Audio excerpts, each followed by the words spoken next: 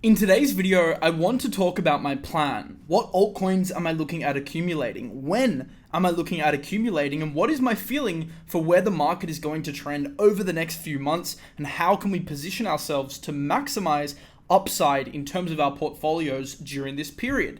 Well, before we can get into all of that, first we need to establish where we currently sit. And I think it's important to note that, look, right now, the market's feeling extremely apathetic. It's feeling scared. Altcoins have been bleeding versus Bitcoin. And a lot of people are now starting to, even ponder whether they should hold altcoins at all. And we're in that typical capitulation phase of the cycle where this fear and this doubt starts to creep in. This is the overarching sentiment that I'm seeing proliferating across social medias like Twitter. And we do have evidence to back this up. The fear and greed index is at 30. If we look at Google Trends, the trend for crypto searches has been diminishing alongside Bitcoin, alongside altcoins, which you can see as in front of you, have a diminishing interest over time. So it's clear that the crypto retail pulse is diminishing, and we are even exhibiting diminishing returns amongst altcoins like Doge, for example, which was one of the biggest meme coin runs last bull run, was succeeded by SHIB, which you can see a diminishing return there, then Ape, then Pepe, then Bitcoin, then Bold, all of which have experienced this effect of diminishing returns. And what this tells us is that there's just not that much liquidity in the crypto market at the moment because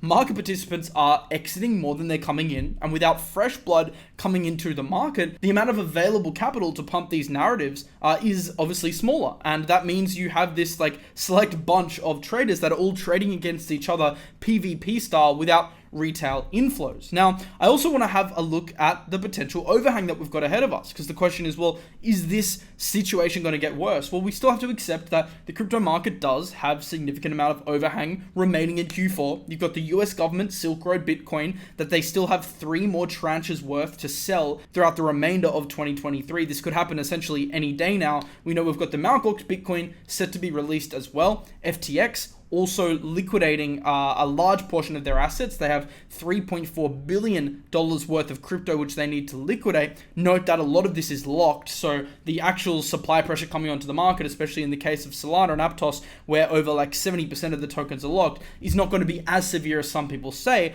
But I mean, the kind of TLDR here is, look, there is still additional supply across the altcoin market, across the market for Bitcoin and Ethereum coming onto the market during a period where retail participants are largely apathetic and are starting to check out of the market, and volumes across the board are diminishing. So is this a reason to be fearful? Should you be scared right now? Or should you even consider getting into altcoin positions considering the market is looking this bad? Well, the important thing to note is that although short term we definitely do have headwinds, and although in the short term prices could definitely get worse, the reality is next year is still a very monumental year for crypto, and there are still very positive tailwinds for the market which we can look forward to in 2024. So in order to work out our plan heading into 2024, first we have to look at some of these tailwinds. The first of which is, of course, the Bitcoin halving, which is set to happen around May next year. Now, if you are familiar with halving cycles, you'll know that typically halving peaks happen around 200 to 300 days post-halving, which would see, in the instance of the 2024 cycle, a peak happen closer to 2025 rather than 2024, but we still typically do exhibit positive price performance leading into the halving. But you can see along the way there's bumps. It's never a straight path up. In 2016, we had 2 major drawdowns before the first initial halving run-up. In 2020, we saw a major drawdown in the form of the massive crash that we got, the massive sell-off, and we also had a second drawdown along the way up to the eventual halving peak, which ended up happening. There was kind of 2 peaks, one in May and then one later in 2021 in November. We also saw this in 2016 as well. I mean, the price action probably isn't as reliable because, current market conditions are very different. Bitcoin's a more liquid asset than it was back then and is much bigger in size, but we still saw drawdowns in 2012 as well of 50% in the lead up to halving. So drawdowns during this period are natural, but we do kind of know the general trajectory that we are on in terms of the halving, kind of leading into what we hope is a 2025, late 2024 peak. If we take previous halving cycles to kind of guide us time-wise here, we know that we are on the right trajectory. And we also have some other major dates lining up around the same time as the halving. The Bitcoin spot ETF approval is currently still the major conversation in the market because we have the next deadline in mid-October. If they delay that again, it'll push us through to the 3rd deadline in November, and then the final deadline, which could hit in January for ARK, and then for all the other Bitcoin spot ETF applications closer to March, which would line up with this March April, May, June period for crypto, with like a lot of potential tailwinds and potential catalysts. So this is clearly what the market's hanging out for right now. If you keep seeing SEC delays, I think it is likely that the market continues to like show some general level of apathy, and that could result in downwards price action. If we do get a surprise like approval earlier, clearly that's going to be like a major boost for the market. So I think short term, I think the major thing to watch is whether an ETF gets approved. We do know probabilistically that it should get approved based on the latest estimate from Bloomberg analysts that are putting it in the 75% plus region that we do see an approval. So clearly we are working towards that. But in the interim, the market is going to really want to see the SEC's approach here. And I think that's why people are starting to get bored, because the whole BlackRock, is buying Bitcoin, BlackRock spot ETF narrative is kind of starting to subside a little bit now that we're just waiting for official approval. So the market's kind of holding off. We did also though get ETH spot ETF, funnily enough, also line up with this May period, because that is when these deadlines are likely to kick in after their official waiting periods are initiated by the SEC. So needless to say, we are lining up for, I think, what could be a monumental first half of 2024. We have, the spot Bitcoin ETF, we have the Bitcoin halving, we have the ETH potential approval or denial. Something is going to happen there for an ETH ETF as well. We also have the probability that the Fed ends up cutting rates in June. That's what the market is pricing in now, with roughly, a 34% probability there as well. So we are lining up for what could be a big period. Now, because of this, and in light of the fact, I mentioned earlier, we do have a lot of overhang, there could be an opportunity now in Q4 to start positioning yourself for what could be like a big 2024 and heading into the next cycle in 2025 if we look at historic data. So this is like really the time to start preparing and nailing your watch lists. Like whilst things are quiet, whilst people are bored, whilst things are trending downwards, and whilst the market is scared about potential unlocks and supply overhang, and maybe that will get baked, somewhat into price, we should be prepared to take opportunities of the potential drawdowns that we are going to get. And even if the market continues in this lull, this choppy sideways nature into Q1 2024, that is also going to create, especially on like severe red days, accumulation opportunities. So in today's show, I want to help you guys get your watch list prepared by talking about some of the narratives that I believe are going to feature next cycle and may be presenting decent accumulation opportunities over the next few months. I can't stress the importance right now of locking into the market, getting your watch list prepared, writing down your theses behind why you're buying coins, get your invalidations already prepared, get your buy levels prepared, so then you're not going in blind. And if there is a big unlock event or FUD, I'm going to talk about the Solana FUD later in today's video, like you can actually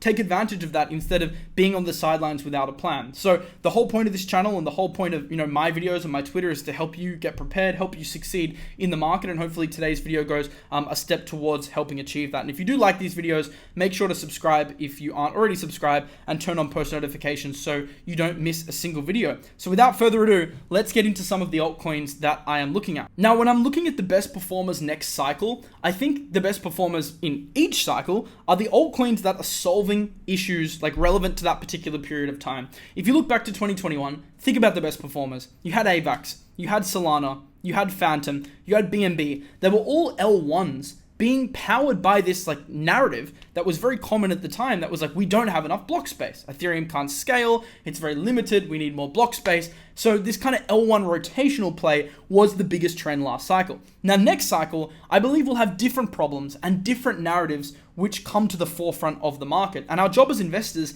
is to spot those new narratives, not all of which we know today, some of which we have a good idea of today that I'll discuss in today's video. But the whole point is to introduce like fresh ideas and fresh thinking, because the problems next cycle are going to be very different to the problems last cycle. And I think one of the problems next cycle, which was a problem that we're trying to address, but we still haven't addressed last cycle, is the ability for like a mainstream user to pick up crypto and enter the market and adopt crypto easily. It's so hard to use crypto for like a new market participant, especially with all the blocks that are now starting to happen to like exchanges across the world. On-ramping becomes a pain, just using crypto becomes a pain. So I'm really focused on applications that can help make crypto more accessible and more, easy for people to access the market and also use the market, because DEXs and all these things are quite complicated for like your average normie that comes into the space. So I'm always looking at protocols in this niche. I think Telegram bots are one. So this is kind of the first narrative I want to discuss now. I think in order for crypto to get its first billion users, there needs to be easy accessible front ends. Now, Telegram bots, for example, Unibot, which I've highlighted here, are front ends that allow you to trade crypto on an app like Telegram, and just from the comfort of your own phone, and not have to worry about dealing with a MetaMask, and not having to worry about all this crazy like slippage and transactions not going through and execution being bad. Like, what a bot should do is it should simplify the whole process, allow you to set limit orders straight from the comfort of an app like Telegram that you're familiar with, and kind of get rid of that rigmarole of having to use a MetaMask wallet and transact on DEXs and deal with all that stuff. So these narratives are the narratives I think are going to be big next cycle. So Unibot's one example. There are other examples of this in the market, but Unibot's an interesting case because it is a market leader in this sector alongside Maestro. They're continuously shipping a lot of new code. I love the team. But they have had a major drawdown since their peak of 200 because crypto goes in hype cycles. Applications rise to prominence and then they drop off in terms of price, but it doesn't mean that the future utility is not there. It just means there's a lull in the market, and we know there's a lull in the market. We know trading volume down. We know like fee generation across a lot of these apps is slightly down just due to market conditions being boring. So I'm looking at taking advantage of applications like this in the interim. Yes, the market may maintain kind of this neutral / boring state for 3, 4, maybe even 5 months on the long end, but eventually volume is going to come back, and when it does, applications that help retail use crypto I think are going to be quite prominent. And Unibot's an interesting one because it was kind of fudded, and that resulted in the price dropping due to like the banana gun launch, which ended up being a spectacular failure and resulted in a lot of people jumping ship back to Unibot. But I mean, in general, you just need to follow the market leaders with these trends. It's similar to GambleFi and Rollbit for me, and like Lido and Liquid Staking. For me, it's easier just to kind of bet on the leader and not bet on the laggards or the beta plays, because oftentimes the leader keeps leading, and I think it's a mistake a lot of people make trying to like chase rotational plays. So that's why Unibot's probably the one for me that's synonymous with the top of this narrative, and it's one that I'm actively accumulating and will continue to accumulate over time. So that's the first one. Another application that's in a similar realm that doesn't have a token now but could have a potential airdrop that you can get involved in is dappOS. So dappOS is similar in the sense that the entire point of its existence is to make it easier to access crypto dapps for the average user. The way they're doing this though is pretty different. They're essentially an intent-centric operating protocol which allows you to have like a CeFi user experience and complete decentralization at the same time, allowing you to use applications like perpetual swap, which allows you to swap perps without having to deal with the complicated user experience that a typical DEX provides you. So essentially what you need to know about dappOS is it's the first Web3 operating protocol designed to make dapps as user-friendly as mobile apps. So they have a solution based on account abstraction and an executive network that allows dapps to easily integrate to their solution and allows users to enjoy seamless and intuitive interaction with the platform. This has been assisted by the launch of their V2, which offers what they call a unified account, which means you can manage your on-chain assets from one account, like eliminating the need for you to, for example, like switch between different chains like Ethereum, Arbitrum, like Matic. You can have it all under the same chain, which makes trading much easier because it's all under one account, which makes it much easier for trading. They also have support for task dependency on their V2, which allows you to confirm complicated transactions across different chains in a single signature, which is much easier. So you can do it in a single transaction. This allows things like one-click trading, which is good for workflow. And they also have a new bidding system, which allows nodes to participate on the network. Now, for full disclosure, dappOS is an official partner of the show, and I'm helping advise them because I genuinely believe in dappOS as a solution for next cycle that's going to make dapps a lot easier to use. And as you can see, they've got big backers like Sequoia, who led their seed round, IGG Capital as well. They're also partners with your OKX, Hashkey, Foresight Ventures, like a bunch of big exchanges, etc. So they have big backers, big funding. So it's not like some like little niche protocol. And what you can actually do is experience it for yourself using the link in the description and use a front end like Perp, which is essentially a Perp DEX using their V2. So they essentially mirror the application like a GMX or a Perp and actually allow you to use that application through their front end, which is incorporating the unified account structure and the account abstraction techniques that V2 is powering. So it's very cool. And if you're interested in that, just having a better user experience, there's a link in the description below. But I know you guys are filthy degens and you probably want to hear about a potential airdrop. Now, I'm not going to say too much about it in today's video, but they are having an upcoming token. They don't have a token yet, and they have an existing product. So putting two and two together here, that is typically a formula for an airdrop success. So I don't want to talk about it too much in today's video, but all you need to know is that I think using the applications may end up being quite beneficial. So there is a link in the description to dappOS if you want to check it out and use it. And of course, that may or may not help you for a future airdrop, knowing that a token at some point is going to come. So that's a cool one as well. Obviously, you can't buy it on the market, but maybe you can get your hands on tokens another way that don't involve you to buy it on the open market. Thanks to dappOS for, of course, partnering with my channel. I think it's just such a great brand to partner with because I sincerely believe in this vision of front ends that allow retail to more easily use crypto. It's the biggest problem in crypto. It's so big. All right, let's move on now with the rest of the narratives in today's video because there are a few more really important ones. I'm going to mention Rollbit now. That's kind of similar to Unibot in the sense that it led the last on-chain run-up. It rose to prominence really quickly off the back of startling fee growth. I mean, even in the last 24 hours, they've done $800,000 worth of revenue just on their casino side. They've done $438,000 on their crypto rev, which is actually up double from the week prior, and $132,000 on their sportsbook. Now, interestingly, the NFL is just kicking off this week. You've got football kicking off as well. You've got basketball kicking off as well. Many of the major sports that have been in their summer lull period are now coming back. Could that mean sports revenue upticks? I certainly think it could contribute to that. And their casino revenue, although you wouldn't think it's the pillar of their revenue, has actually been their strongest fee generator for them because crypto futures have been down across the entire market. Even GMX isn't doing the kind of volume that it was before. But Rollbit has actually managed to increase in the last few days after a bit more volatility has kicked into the market. So their casino rev's still the pillar revenue-wise, but I think the crypto futures product in a more active market, because it's just such a joy to use, it's super simple and clean, this definitely could end up outpacing their casino at some point. So Rollbit for me is a coin that I'm accumulating, and this is definitely one probably for the medium to long term. I don't know if it's super long term, 3 to 5 years, because regulation in this space is rife, but I think if we're looking forward to 2024, 2025, going into the next bull run, I think it's hard to deny that humans aren't innately gamblers. I think crypto in and of itself is the biggest, most accessible casino in the world. And I guess that's one narrative for DEXs, right? The entire underlying narrative is, look, humans are greedy. Next bull run, they're going to want to speculate. How are they going to speculate? Well, on DEXs that offer perpetual swaps. Another way that humans can speculate in crypto is, of course, on online casinos. And look, it is hard to deny Rollbit's growth from a revenue perspective. And at the end of the day, we should be treating these cryptos like real companies. If you're doing revenue, you can apply a DCF cash flow model. And I did that for Rollbit, and I think it comes out at a reasonable valuation, right now being valued around 600 mil. Based on its revenue. Yes, it could drop below 10 cents, but for me, this is one that I'm accumulating and prepping for 2024. So you got to remember, with a lot of these altcoins, you want to be taking advantages of major dips if you believe in them.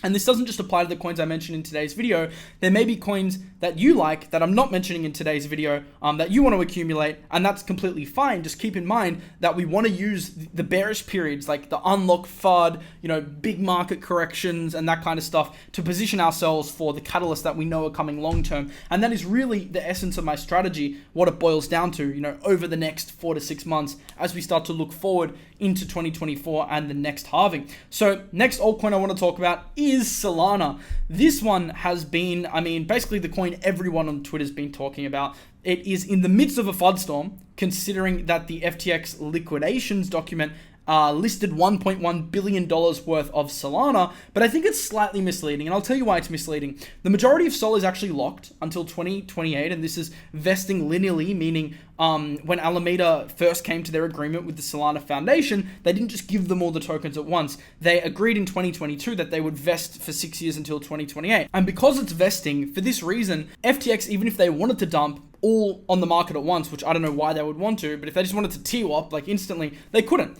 The other thing is Galaxy, who are responsible for the liquidation process, they're actually incentivized to get the best possible price for the creditors and for themselves, because they are financially incentivized here. Thus, I think they're going to err on the side of gradual selling rather than immediate selling, and also issuing OTC deals that allow them to recoup better prices without the same market impact. So I think gradual selling plus OTCs is more likely for Sol, which is why I think some of the FUD which resulted in the latest price dump, has been slightly overblown. The other thing to consider is that when they do get approval to liquidate, they're going to have a cap of around 200 million a week for crypto in general to actually liquidate. So it's not like they can just dump all onto the market at once. So this is why for Solana, like you're catching a lot of FUD. If this continues dropping lower, it could definitely give like good accumulation opportunities. I've got 2 levels for Sol. The first level is the 1580 level, so around $15 to $16. This is your support level that you can see acted as major support back in March 23, also acted as support for the June run-up. This was kind of like the baseline for the propelled run-up back all the way up to $32 before it's retraced again. You also have significant range low structural horizontal levels at $11. You also have your deviation during the FTX saga at $8. So I don't know if we go back down to $8 again, but definitely a tag of range lows could happen. And if Sol does get to 11, well, I believe fundamentally in it and I would be accumulating, just given the fact that for me it represents like a non-EVM bet as a proprietary L1 tech stack with a great developer ecosystem that can rival like other L1s in the market. And with the market increasingly becoming like ETH plus L2 dominant, and that being the trend, I think it's very valid having some diversification in your portfolio, not so much to hedge against, but diversify into other L1 ecosystems. And Solana and Cosmos really stand out to me as 2 ecosystems that are developing like strongly in their own right alongside ETH and the ETH L2s. And for that reason, Solana will comprise a decent chunk of my portfolio, my alt portfolio that is, because you guys know Bitcoin and ETH always overweights versus alts for me. And yeah, $16 and $10 would both be like critical support zones, which is an interesting look in terms of DCAing. Of course, if you start to reverse and exhibit bullish strength above 20, we can consider buying into like a bullish reversal play, but that for me is more of a trade. When it comes to DCAing, I look to DCA on extreme red days. Now, I've got one more narrative I want to discuss with you, a big narrative, and this one is actually a bit shorter term. So some of the alts in today's video, like Solana, they may be multi-year plays, whereas this next one, I think you could see like decent returns in the next few months because there's a big catalyst coming. We're going to get into that, but first I want to ask you, are you watching this video on YouTube? Of course, the answer is yes. And if you answered yes, well, you could actually be making money for watching a video like this one simply for just watching the creators that you love. And that is using an application called XCAD, which I've talked about in previous videos, but if you didn't watch them, I want to talk about again today because it essentially enables you to earn money for watching YouTube videos. So it's very simple. I'm going to run you through how it works. So basically you can download the application using the link in the description. If you use my referral code, then you can get access to the app. You'll need to use my referral code if you want to sign up. Once you have signed up and added the extension to your Google Chrome, you'll see a dashboard like this. Now, when you first sign up, you won't have a nerd. A nerd is the NFT that enables you to earn money from watching YouTube videos, and I'll show you how much I've earned in a second. You click on the buy nerd button underneath the play section of the application, and you can buy an NFT. The more rare your NFT, so if it's a rare or a legendary, the more money per video you're going to earn. If you buy a common NFT, you're going to earn slightly less. So I decided to mint 2. I minted a mystery box where I got a common, got a bit unlucky, and I also minted a rare box to enable me to earn a yield on watching videos in a higher rate, so a higher capacity, given the fact that my nerd has better attributes given that he's a rare, a level 30 rare. So the level will be higher based on the rarity of your NFT. Once you do purchase an NFT, you can start watching videos to earn money. Now you can see here in the earnings section, I've earned $27.24. I've done this for watching 6 videos. So I only watched 6 videos and I made $27. That's roughly $4 to $5 per video. And I'm watching videos that I already would have watched. Like, I'll admit, I went on a bit of a Justin Bieber binge the other day. I don't know why, but I was just like going through the old like Justin Bieber catalog. Please don't ask me why. And I was listening to some music just to remind me of my childhood. And I saw here that I was actually making money for just watching these music videos, and I forgot about it because I'd had the app already downloaded, but passively I was making money. So issued means I was making money for watching all of these videos. Now some failed because if you don't watch the video 80% through, it's not going to count as you actually watching the video. But if you watch 80% of the video, then you can get tokens issued to your wallet. And you can see I made $27 just for watching 5 videos organically, just because I had a nerd in my wallet. And the platform's also backed by major creators like KSI and Mr. Beast. So it's not just some niche project, it's a project with big backing, and you can see some of the big artists, Marshmello, Calvin Harris, Taylor Swift, etc. The Weekend that are actually on the platform. So in order to make money for watching videos, you need to be watching videos from the creators that are listed on the platform. But you'll be surprised, like a lot of creators, especially most of the music artists that you probably already listen to, are already on the platform. So of course, if you want to make sure you qualify, you can select different creators straight from the play section. But I found just by watching YouTube organically, I was making money because I was inadvertently watching a lot of these creators, like Marquez Brownlee's videos, etc. And I think eventually they're going to onboard so many creators, even Mr. Beast, that basically means whatever video you're watching, you'll be earning money from it. Now, I actually talked to the team. They're going to add me to the platform. So I don't know if it's live by the time you're watching this video, but it should be over the next few days.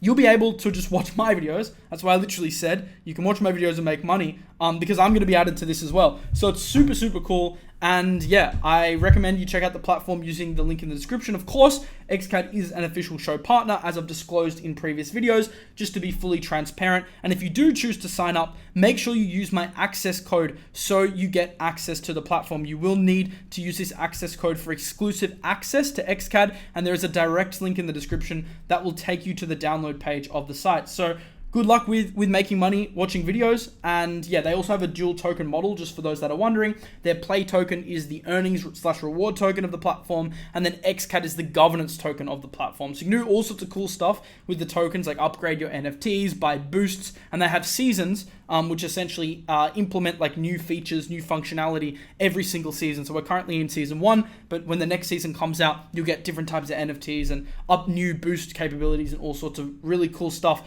on the platform. So as I said, link in the description to that. Let's get on with the last narrative now. I said that I was talking about something that could be slightly shorter term, and this is the EIP 4844 narrative. Now, in the midst of a lot of market FUD, we've seen tokens like Arbitrum and Optimism significantly drop in terms of price, which at face value has people worried because, well, their bags are dropping in price. But when you think about it, you have a very direct catalyst, which is the EIP upgrade of the Ethereum network happening in December this year. So basically, what the network upgrade is going to do is reduce the cost of posting cool data to the network, which will reduce gas fees on layer 2s by an order of magnitude. So using Arbitrum, using Optimism, using these layer 2s is going to become a lot cheaper. And for that reason, I think we do see some sort of inflow, a relative inflow versus other chains into layer 2s, like versus like the main networks like Ethereum. And for that reason, I think it could be a catalyst for layer 2 cryptocurrencies. Now, whether we see a buy the rumor, sell the news event is still yet to be determined. But what I'm kind of doing is playing this as like a hype trade, I guess, like stacking some Arbitrum on major dips, stacking some Optimism on major dips, playing into the hype of this upgrade. We should see some sort of L2/ETH positive price performance, but I think it's mainly an L2 catalyst into the event. And maybe after the event, we'll see some long-standing net benefits for these platforms, why to me, in like the short to medium term, if we get any major pullbacks, I am looking at adding some L2 exposure, especially things like Arbitrum, which are beat down now at, in the 70-cent region, when before Arbitrum was trading strongly above $1 for quite some period of time. This is what I'm saying. The unlocks, the FUD, the panic, the market apathy, it's all like creating a perfect storm at the moment to be able to scoop up altcoins, not just now, but probably over the next couple months at like heavily discounted prices, which could put us in good stead heading into 2024, which has some like bigger catalysts and some bigger like structural market catalysts, which can like tangibly affect price, especially for Bitcoin. Because at the end of the day,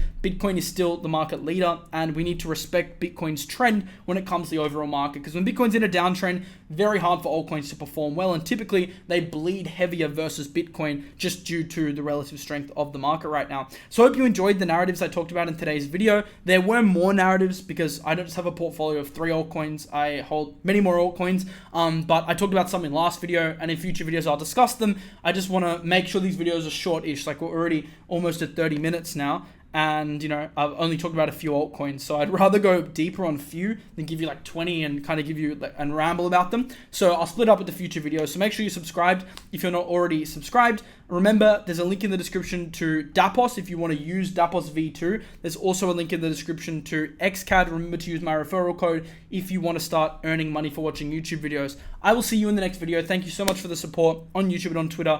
It means a lot as always, and I will see you next week. Peace out, everyone. See you later.